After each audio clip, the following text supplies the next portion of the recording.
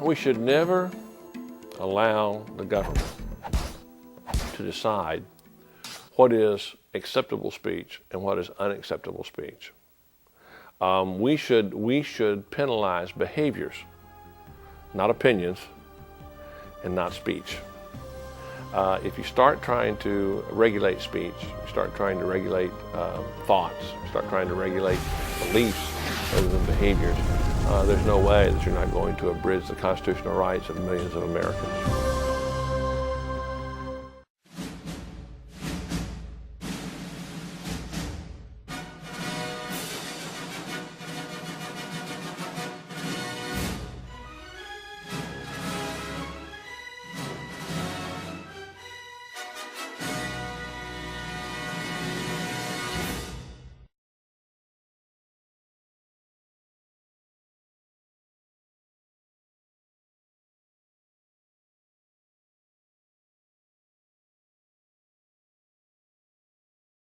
In 1972, Alvin the Chipmunk was found dead of a cutthroat in his San Quentin cell. Tonight, for the first time, you'll see his actual cell, actual evidence of the murder. Walk the grounds where it happened with the son of the first reporter to tell this incredible story of Alvin's attempted murder of David Seville, the band leader of the infamous Chipmunks. David Carter is your guide to this rare and mostly unseen state penitentiary where many famous criminals have been incarcerated. Men like Charles Manson and even Johnny Cash. The Chipmunks, as a group, have recorded unknown numbers of albums, videos, movies, since their inception in 1958 at Liberty Records in Hollywood. Now learn the facts and the newly discovered facts about this attempted murder, which even today is widely forgotten by society. Here now is reporter David Carter for CBS News. Good evening, ladies and gentlemen. This is David Carter. I'm reporting to you from inside San Quentin State Penitentiary. The reason for why we are doing this story tonight is to bring closure to those who either don't remember what happened about Alvin the Chipmunk and his last days before they found his body with multiple stabs and a cut throat. And I decided that perhaps it would make it much more personal if we went to the actual state pen where he was incarcerated. The opening sequence you've just seen shows his mugshot, various areas inside the state pen where he's been identified having lived. Various times after his trial, they had to put him in isolations because he was so violent and adamant about his belief that he was not really the famous chipmunk that everybody remembers from the records, his own television show he made. To this day, we are under the impression from two different stories that Alvin was either himself as a psycho killer, that he was a paranoid schizophrenic who just kind of lunged out and retaliated against the man who was his boss, but also he was his friend. We referred to Dave Seville. We've interviewed in the past years Alvin's two other band members, Theodore and Simon, and they, even to this day, recollect that Alvin was mentally unstable. The day he shot Dave Seville at the EMI studios in Hollywood, he did not show that same characterization that everybody remembers about him. Loving, outgoing, spontaneously hilarious in what he would say during the recording he did. They say it was just not the person they knew on that day in December 1965, Christmas Day. They were trying to do the end of an album that they had worked on the last 3-4 months earlier in 1965, and they felt they wanted to do it that last day, even on Christmas, kind of like to give it some special meaning to them. that this was something they wanted to look back on later in their careers and know they did something special together for the children of the world, really, because that's the whole point of why Ross Bagdasarian did all of what he did about Alvin and the Chipmunks, and then to find out that the star himself retaliated against Dave the way he did. My father began this story on the day it happened. He did not live long enough to give closure to what happened, and I've felt the responsibility on my own to continue to do this story for him because, as a child growing up and hearing Alvin's records, it was sort of like, it was hush-hush subject because nobody really wanted to remember this act that Alvin committed against Dave. The media suppressed it, so did all the main music companies that continue to do other kinds of recordings of other similar groups like the Chipmunks. And nobody wanted to discuss it. Then as I've been examining the facts and the evidence since that time to find out that the Department of Justice suppressed it, then began a federal witness protection program for Alvin after he was identified having been abducted and held against his will by a conglomerate group who hired organized crime to commit this attempted murder against Dave. It's just been unbelievably mind-boggling, all the evidence, all the facts that's come through since that time that Alvin did this. We've interviewed him in other specials. He's been adamantly apologetic because once he was freed, once they began the federal witness protection program for him, he felt like later in his career he wanted to go back to doing what he began, even though the world saw this perception that he had killed his own career by having attempted to kill Dave Seville. Now, Dave did not die. He survived. He lived a normal life. He died of a heart attack sometime at the same point that we've learned this imposter, Alfonso Gorkin, died in San Quentin from this multiple stab wounds he received and the fact that it cut his throat in prison. I have shown as an introduction, an overview of what Alvin was like in prison as far as what, where, when he lived, in what areas of this penitentiary, how he was found the day of his death, which nobody has ever seen what Alvin looked like after the fact that he was found in his cell dead.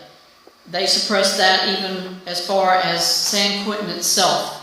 But the current warden has made an adamant plea to the media, to me specifically, that we should tell this story so that the public knows that who Alvin was and what happened to him in those last days should not be something that children never should have the opportunity to learn on their own what happened to him, when this happened, who was involved in his death.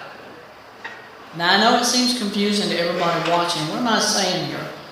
I'm saying there were two individuals who said that they were Alvin the Chipmunk. There's the real Alvin, who was kidnapped, and then there's the imposter Alvin, who we know in history was behind all of this anger that he projected to the public, who was the one behind the attempted murder of David Seville in 1965, and it was he who was actually found dead in his cell in 1972 here at San Quentin. And we are trying in this program tonight to explain facts about what happened to him. I have spoken with several prisoners who knew Alvin at San Quentin, and they have told me that he mostly was pretty much in isolation because of how many times he reacted to questions people would put to him of what happened. He was adamant about saying, "I am not Alvin, I'm somebody else." And he got so violent and reacted so violently to others who tried to ask legitimate questions that they had to sedate him. They had to put him in a straitjacket in most instances. He'd spend months in the isolation wards. And when he was finally dead and found dead in his cell, this is after one of those extended periods of time where he was kept isolated from the other prisoners. So they put him in a cell with one or two others. They didn't feel they were high priority prisoners that would do something to him. They felt these were perfect representations of what San Quentin wanted in prisoners, that they were picture perfect in their camaraderie, how they reacted to each other, how they reacted to others. The guards felt they were not a danger to anybody, and then find out that they were involved with this coup to assassinate and kill the imposter himself, to keep him from saying anything else to the media, to the world, of who he really was. The last story I did was about 10 years ago, and what we did was to bring about explaining an overview of this journal that they found.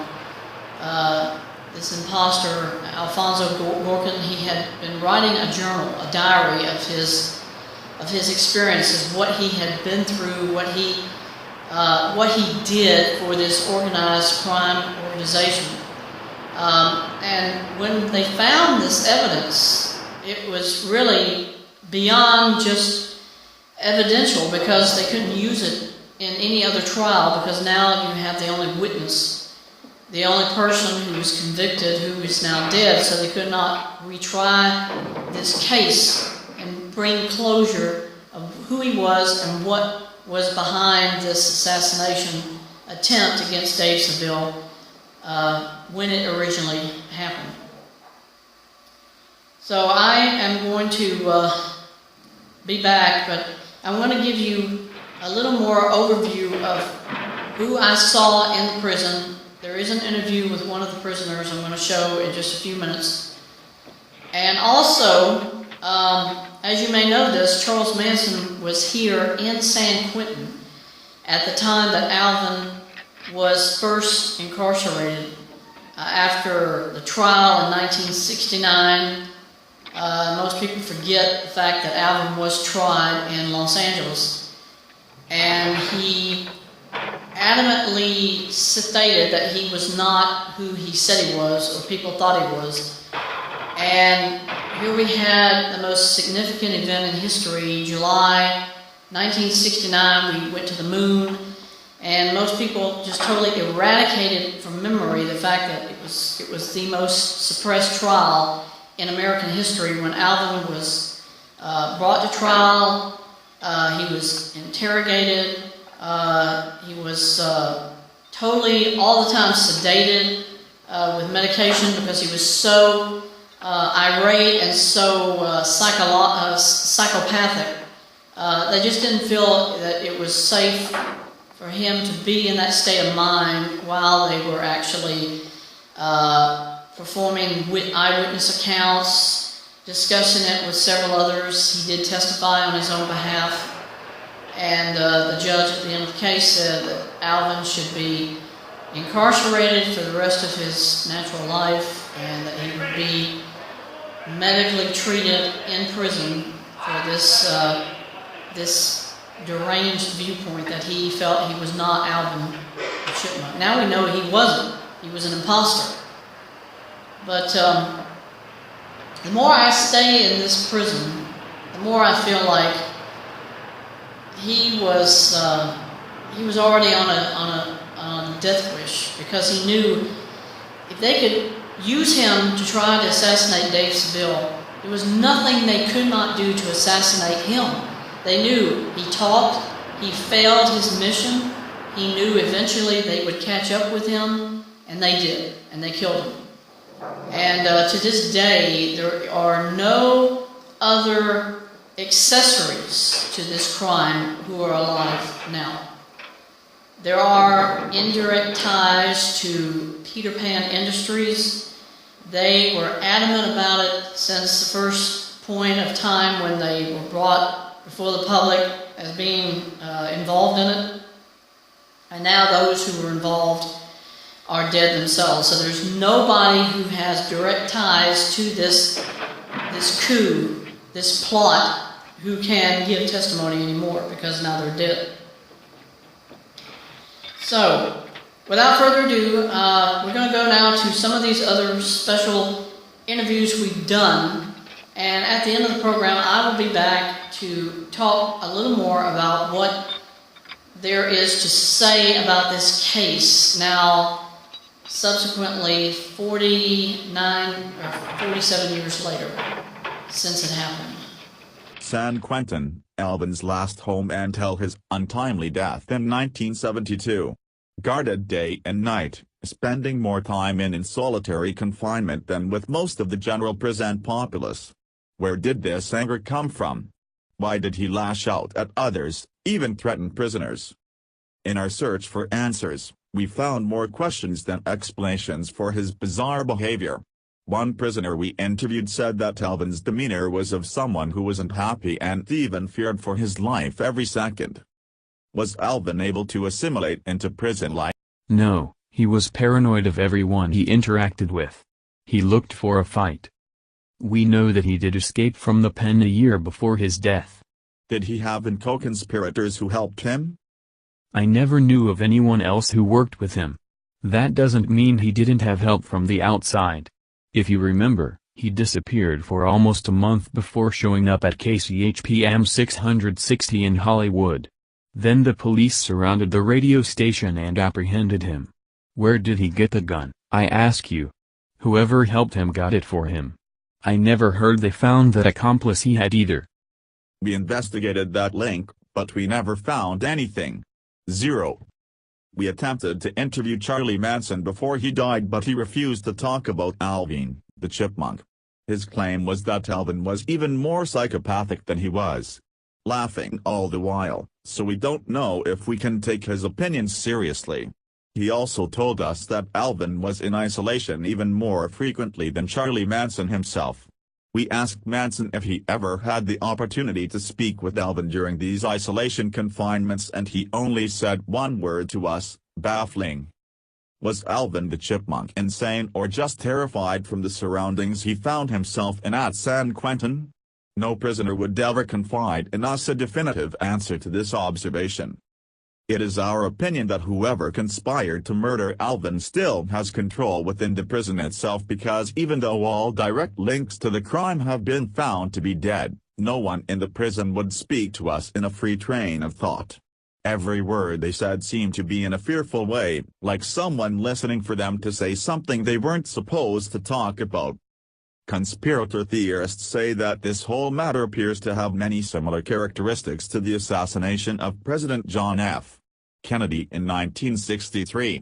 Anyone who was indirectly involved with the assassination met untimely or premature deaths within 2 years after the assassination, and mostly under strange circumstances. Was there a conspiracy to murder Alvin the Chipmunk? Absolutely, from all the evidence we have learned over the past 47 years, but we still cannot link those associations with the crime. Remember that the Department of Justice confirmed the involvement of organized crime in this murder of Alvin. Organized crime has direct ties to the murder of Teamster Union leader Jimmy Hoffa, and to this day, they don't know where his remains are. Today in California, Many representatives of the state legislature have expressed desires to close San Quentin State Prison, saying it is an inhumane detention center. They practice barbaric and cruel acts against its prisoners, even tortured to give confessions to guards, according to congressmen who have ties to Nancy Pelosi in Washington. They would not appear on camera for this program and wish to keep their identities confidential for fear of reprisals from fellow politicians. Only recently did the present warden of the pen, Mr. Ronald Davis, would even now give information about the murder. All evidence of the crime was suppressed by the DOJ in 1972, fearing an uprising in the prison itself. All media outlets were refused access to any photographs of Alvin's body after the murder, claiming family privacy laws. Today, we are the only network to have acquired exclusive rights to show this photograph of Alvin that day he died in his cell. It should be noted that Alvin originally had his own private cell, but after being placed so often in isolation they decided to punish him by placing him with 2 other prisoners in a cell that last year of his life in 1972.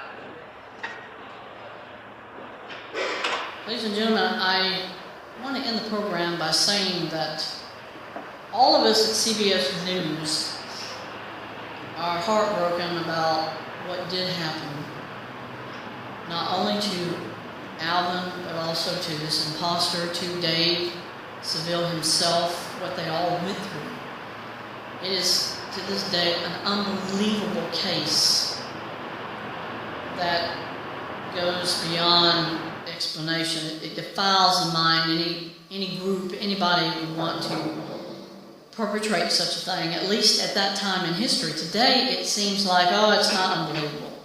But we're not talking about today. We're talking about 50 years ago, in 1965, 54 years ago. This event took place. Nobody expected it would happen. Nobody expected that Alvin would ever want to hurt Dave, or that the group would suffer such a black mark on their careers as what did happen on that Christmas morning in 1965. And all we can do at CBS is try to give you the facts, let you make your own conclusions, your own deductions of what we've shown you of the evidence we have, and just sort of like take a deep breath and say, okay, I know it all now I have to make my own conclusions. We're not going to try and superimpose our own opinions into this. We're going to leave the facts in your hands and say, now you make your own decision based on what we've shown you. On behalf of CBS News, I'm David Carter, and I must tell you all that it's gratifying to me that I can finally at least be here in this prison and know this is where the imposter spent his final moments. This is where justice was supposed to be served against those involved, and now 52 years later, 54 years later, it's still unsettled. It's unclosed as a subject because so many people involved were never brought to justice. And the person who was brought to justice, though he was the attempted assassin, his life, what he went through, we don't show pity towards this individual, but we say he suffered in jail, probably even more than he felt the suffering of what he attempted to do to Dave Seville on that day in Hollywood, California. And we only can hope that this story will not end here, that it will be discussed in the decades to come, that analysts and historians will study the facts of what happened and might try to put some overview scope to what it was that happened here, why it happened. We can't, because we don't really know what else to say, except as a media outlet, we're supposed to give the facts, and then it's up to you, the audience, to make that decision. And that's what I'm hoping we've accomplished by this special tonight. So I thank you all, and on behalf of my father and myself, this is a story I'll never forget. He never forgot it until the day he died. And we hope now that you've learned the facts, this is something you won't forget either. Now you know everything that happened. There's nothing left undone. There's nothing left we haven't talked about or brought out that you will not know from this day forward. For CBS News, I'm David Carter. Thank you for watching tonight on this special. And please, think about everything you've seen from day one to now. And do your own interpretation of what did happen. Who was this Alfonso Gordon? And try to cope and live with it as we do. Thank you. Tonight's program has been condensed for YouTube. Some scenes were intentionally removed out of respect for the family of Alvin the Chipmunk. No prisoner shown was compensated for their appearance in this program. The chief witnesses and accomplices to this crime have either died since or were not identified prior to the airing of this program. All material shown are the most current to the best of our knowledge at the time of this broadcast.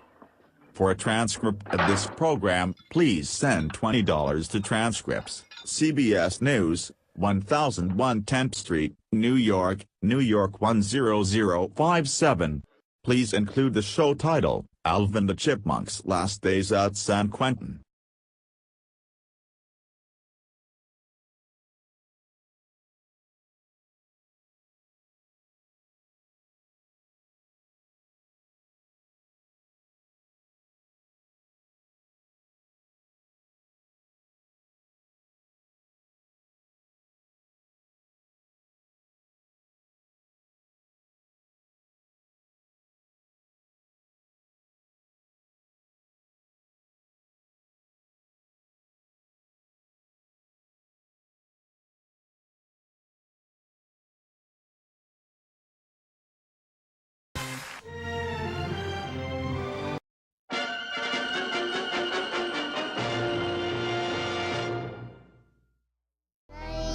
ميكن بيحب وصلاة بيحب وصلاة لا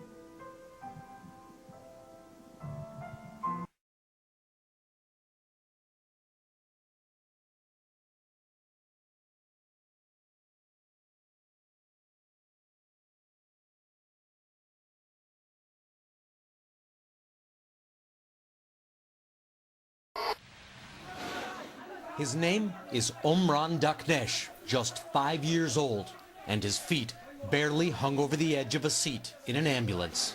Dazed, he didn't cry as he wiped away blood and the dust of a building that collapsed around him in an airstrike. His silence somehow reminded the world today of its silence in the face of the atrocities in Aleppo. Omran was pulled out alive Wednesday. 5 other children died when the building they were in was hit during the relentless Syrian-Russian offensive on rebel-held areas in Aleppo. The image of Omran's face spread like wildfire on the internet. One tweet called him the real representative of the Syrian people. Stop killing Syrian innocent people, civilian. Our children need to live in peace. The doctor who treated Omran said today there were many more severe cases no one is paying attention to. We need to protect our hospital, our doctors, our medical workers from airstrike. Omran is recovering. His family now wants to escape. The same choice another boy's family made a year ago, Aylan Kurdi, whose body washed up on a beach. He too was a symbol of Syria's youngest victims. Now there's a new one. Tomorrow there may be another. Richard Engel, NBC News. They've reported from around the world, challenged the powerful, and they bring all of this to every story that breaks. We've got breaking news, and it's good news. And touches your heart. How do you even say thank you? Thank you is not big enough. I made this.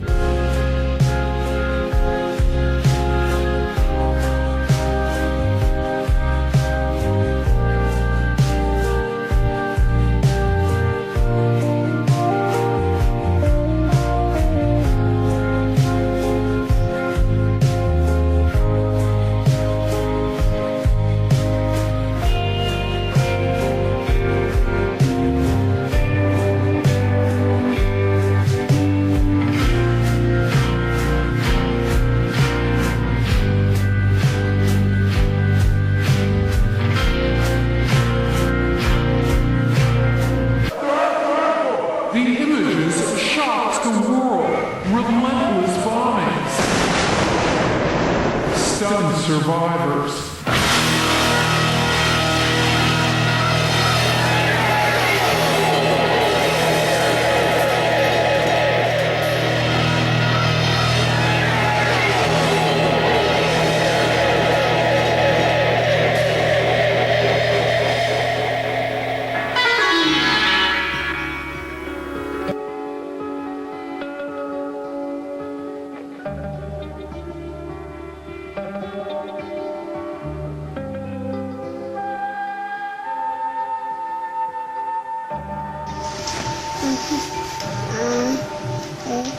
Hai, malah saya yang berubah.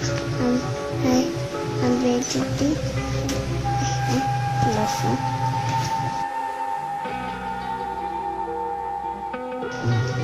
Apa? Yang keluar. Apa? Apa yang ada? Sudah.